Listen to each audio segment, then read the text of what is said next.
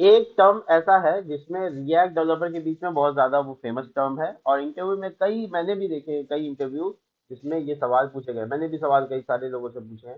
इसका नाम है प्रॉप्स ड्रिलिंग क्या होता है। तो अगर आप गूगल करेंगे तो आपको लिंक नॉर्मल लिखना प्रॉप्स ड्रिलिंग, ड्रिलिंग, ठीक है।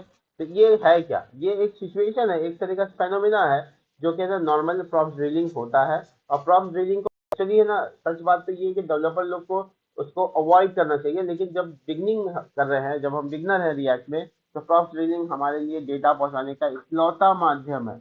इकलौता माध्यम है कंपोनेंट से कंपोनेंट में डेटा पहुंचाने का। चलिए हम आपको करके दिखाते हैं, समझिएगा कैसे कर रहे हैं और उस चीजों को एब्जॉर्ब करेंगे। देखो, मैंने ना यहाँ पहले ही इस वेबसाइट पे ये जो मैंने पहले से ही बना रखा था कंपोनेंट, ये वाला टू डू वाला जो मेरा एप्लीकेशन है, इसी का थोड़ा सा छेड़छाड़ करेंगे और चीज़ों को समझने की कोशिश करेंगे। तो चलिए, इतना तो क्लियर है कि हम लोग ये चीज़ों से समझ जाएंगे कि प्रॉम्प्ट ड्रिलिंग किसे कहते हैं।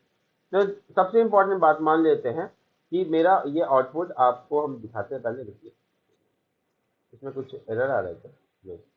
आप ये नोटिस कर रहे हैं कि यहाँ पे क्या लिखा हुआ है, टास्क लिस्ट, राइट।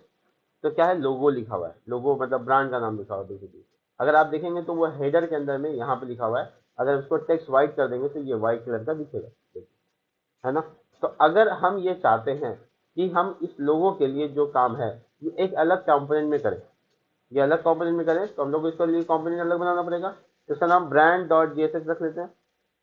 मेरे बनाने में एक छोटा सा जो रूल है, आप नहीं भूलना चाहिए आपको, वो क्या है, बी कैपिटल। नहीं भूलिएगा, भूल जाइएगा तो आपका काम ही नहीं करने वाला, तैयार रहिएगा, ठीक है।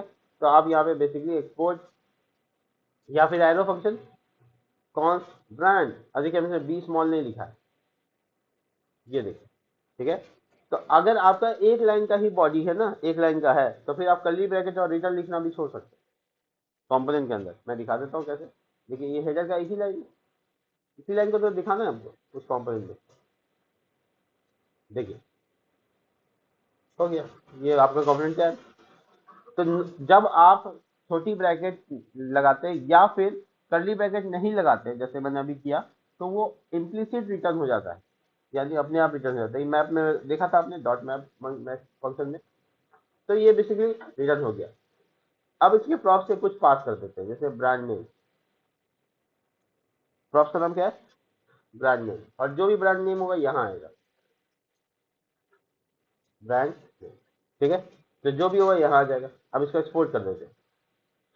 हम सब जानते हैं एरो फंक्शन बाहर बाद में एक्सपोर्ट होता है, एक्सपोर्ट डिफॉल्ट ब्रांड, ठीक है। कोई दिक्कत नहीं। अगर आप लोगों को यहाँ दिक्कत है तो बोलिए, हम पुराने तरीके से कर देंगे, रिटर्न, ठीक है, ठीक है। और इस छोटी ब्रैकेट के बाद करनी, ठीक है। ये क्या बन गया, कॉम्पोनेंट बन गया। और अब आप नोटिस करेंगे कि ये ब्रांड आपको कहाँ कॉल करना है, यहाँ पे कॉल करना है। ध्यान से देखिएगा, हम प्रॉप्स ड्रिलिंग के बारे में बात कर रहे हैं। प्रॉप्स ड्रिलिंग किसे कहते हैं। देखिए, जो मेरा इनिशियल पेज है वो मेरा पेज डॉट जेएस है, जहाँ से सब कुछ रेंडर हो रहा है, जहाँ से सब कुछ दिख रहा है। हम यहाँ से अगर कोई कोई वैल्यू पास करवाएं, मान लो कि मैंने यहाँ पे एक स्टेट बना दिया, कौन, और उसका नाम रखते हैं ब्रांड और सेट ब्रांड। तो पहली चीज तो हम ऐसा कर नहीं सकते, क्यों, क्योंकि ये सर्वर कंपोनेंट होता है पेज डॉट जेएस, और हम लोग ये क्लाइंट में कर सकते हैं, कंपोनेंट में नहीं कर सकते। लेकिन चलो एक लोकल वेरिएबल बना के अगर करें तो हमको तो अपडेट नहीं करना है, इसलिए हम लोकल वेरिएबल बना के कर सकते हैं। तो हम लोकल वेरिएबल बना के आप लिख देते हैं, मान लो अमन टास्क, ब्रांड का नाम चाहिए, टास्क लिस्ट से अमन टास्क कर दी, ठीक है। तो ये जो ब्रांड है, ये हमको किस में पास करना पड़ेगा कि वो लोगों तक पहुंच जाए, हेडर में। किसमें पास करना पड़ेगा, हेडर में पास करना पड़ेगा। तो हम इसको क्या नाम दे, प्रॉप्स है, ब्रांड ही रखते हैं, कोई दिक्कत है। ब्रांड में क्या स्टोर कर दिया, वेरिएबल ब्रांड, प्रॉप्स का नाम भी ब्रांड, बोलिए ना, प्रॉप्स का नाम भी ब्रांड, और ठीक है। तो ये ब्रांड यहाँ से पास होकर किसके पास गया होगा, हेडर के पास गया होगा, हेडर के पास यानी इस कंपोनेंट के पास। तो इसको एक्सेस करने के लिए पैरामीटर में इस नाम से लेना होगा, ले लिया। तो अब यहाँ तक ले लिया, तो अब लोगों तक पहुंच गया। कहाँ पहुंचाना है, ब्रांड वाले कंपोनेंट में, ब्रांड कंपोनेंट अलग है, वहां पहुंचाने के लिए क्या पास करना पड़ेगा, इसके प्रॉप्स में brand name, brand name, brand जो पैरामीटर से आ रहा है। तो ब्रांड नेम नाम का प्रॉप्स किसमें पास हुआ, ब्रांड वाले कंपोनेंट में, और ब्रांड नेम यहाँ पे आया।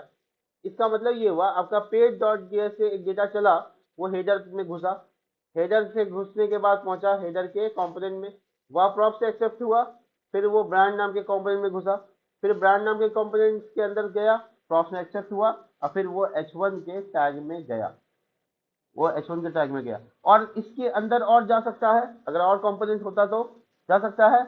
इस टर्म को कहते हैं प्रॉप्स ड्रिलिंग। क्या कहते हैं?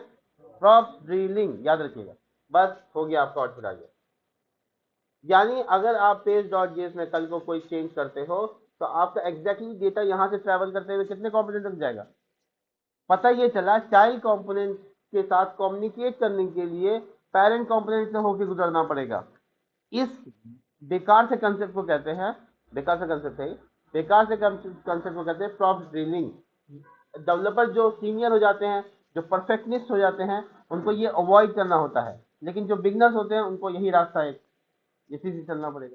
ठीक है, क्योंकि वहां तक डायरेक्ट आप कोई page dot JS direct brand dot JS को कॉल कर रहा है क्या, जो एक्सेस कर सकता है वहां तक? नहीं, उसका एक रास्ता है, पेज से हेडर, हेडर के अंदर ब्रांड, ब्रांड के अंदर एक्सेस, एक लंबा रास्ता है। अब हम यहाँ पे देखो, हम यहाँ लिखे लकी स्टार चेंज, तो चेंज कहाँ की है? पेज डॉट जेएस में। चेंज कहाँ हुआ? ब्रांड के कंपोनेंट में। तो इस काम को कहते हैं ड्रिलिंग, मतलब होता है अंदर जाना, ड्रिल करना। प्रॉप ड्रिलिंग, प्रॉप मतलब पैरामीटर, प्रॉप मतलब पैरामीटर मतलब प्रॉपर्टी, प्रॉप ड्रिलिंग। ठीक है, क्लियर है? ये टर्म पे ध्यान दीजिएगा, अगर कोई सवाल आ जाए तो कमेंट में पूछ लीजिएगा।